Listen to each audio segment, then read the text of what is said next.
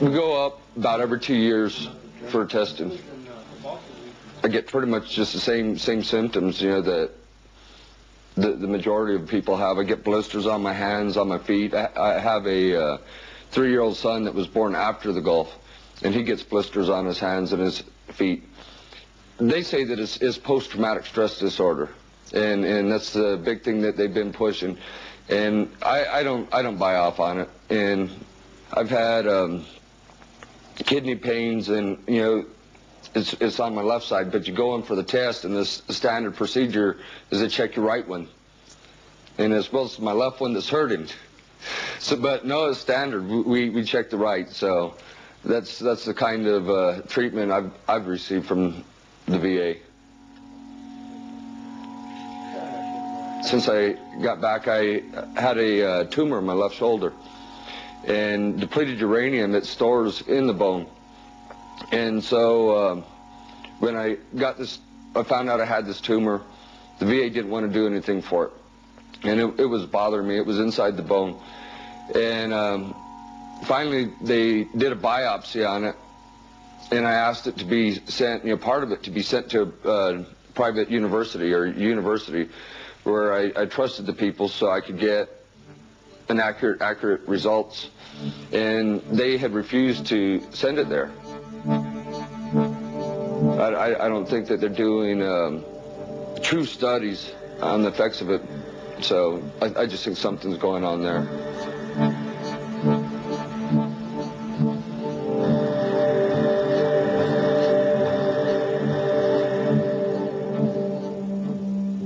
Pentagon resistance to investigating DU has frustrated not only veterans, but also medical researchers. Dr. Asaf Durakovich, Army Colonel, Professor of Nuclear Medicine, and for years one of the U.S. military's chief experts on radiation poisoning, first discovered the presence of depleted uranium while examining Gulf War veterans in 1991. I received very soon after seeing those patients letters, telephone calls, and personal interviews asking me to stop that investigation.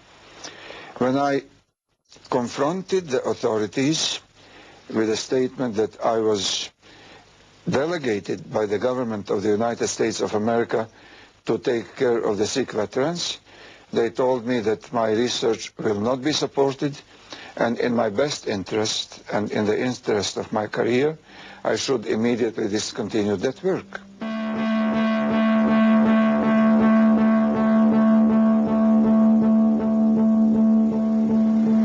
People have come up and asked you to be quiet.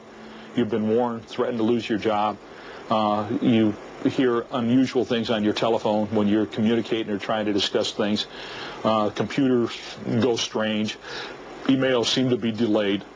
Computers will act up for no reason at all, almost as if a virus is impacted. I mean, this has been documented all the way up to members of the United States General Accounting Office and their correspondence and daily work investigating this. Can we prove it? No. Is it happening? Yes. The individuals who have been fired include physicians that are providing direct medical care for Gulf War casualties, specifically DU casualties, and the whole mixture. Scientists that had the responsibility for cleaning up the Gulf War mess. Scientists and engineers that had the responsibility for telling and developing the Army's programs that deal with it. Very simply, they made you your expert. When you spoke up after you found out the hazards, they fired you. Colonel Durakovich also ran into problems because his test results couldn't be squared with the Pentagon's line on DU. You know who is Bernard Rosker? He is spokesman for Pentagon. He is doctor of economy.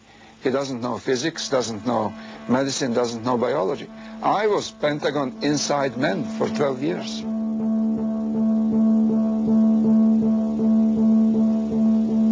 Facts are facts, and I can't manufacture negative evidence to please people. They have put up, challenged us to do the science. We accepted that challenge. We do the science. The science is available. It's peer-reviewed. You have scientists on your staff. Give them the material. Take the story where the science is, not where the emotion is. Yet reading Colonel Daxon's departmental research gives a very different impression. Studies on animals prove that depleted uranium is in fact deposited in bone marrow, brain tissue, kidneys, and testicles, resulting in higher rates of both cancer and genetic mutation.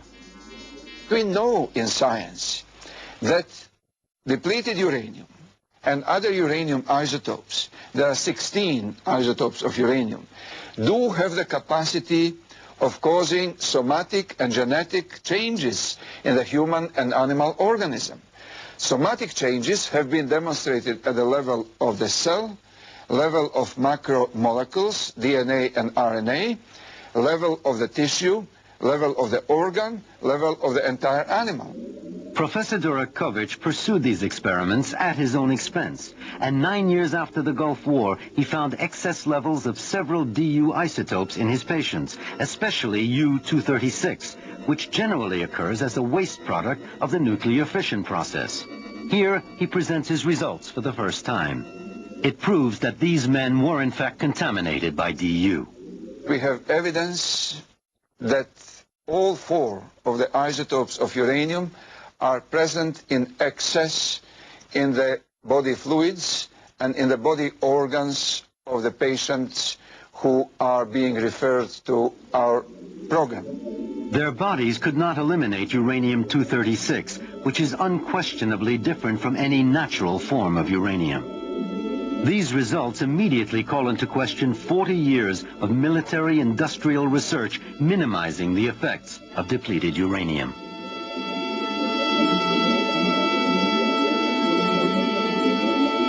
And I'm only curious what will be the lie after this. What lies can they invent after now? In late 1998, the Iraqi government, hoping to sway world opinion, sponsored a conference claiming that the real cause of Gulf War syndrome, which also afflicts the local population, was neither vaccines, chemical gases, nor neurotoxins, but exclusively the British and American deployment of depleted uranium weapons. I have been affected. When radiation hits, for example, depleted uranium, when it hits the human body, we have inside the body 3 types of toxic agents moving around inside body, doing the damage to various types of reaction. One of them is DNA, and as we will see further. The world media took such claims as propaganda and chose not to repeat them. CNN, for example, which attended the event, issued no report. And the effect on the Western scientific community was nil. From America's veteran community, only Carol Piku attended. My goal was to seek the information of what was happening to the Iraqi children, the people, the soldiers, and to bring it back to the United States. They didn't take the pyridostigmine, they didn't have the anthrax vaccines, and they didn't have the botulinum that I know of. But they were exposed to depleted uranium. This is a colonel that was in a tanker in the war. He lost his thyroid, I lost my thyroid. He has muscle problems, I have muscle problems. He has neurological damage, I have neurological damage. He's the first one that I met that looked just like me. And here we are together, the colonel, and he has cancer. His brother was diagnosed with cancer. He also, all of them have a form of leukemia and cancer. They were like us. They were no different than my comrades and myself. And they were all sick and dying. It's just a matter of when. Our bodies are slowly dying. It's just a matter of when our time is up. I have developed masses on my arms where I can't rotate my hands anymore. I have to catheterize myself. At first it was uncomfortable. But after a day, the Iraqi generals, 4 Iraqi generals, took me back into the battle zone of where I went originally. And the same tanks that were there in 1991 were still there in 1997.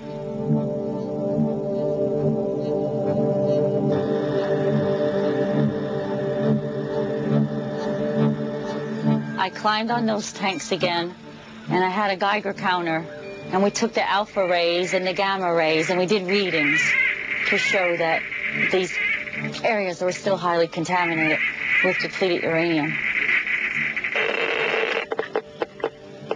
The tower is contaminated. The reading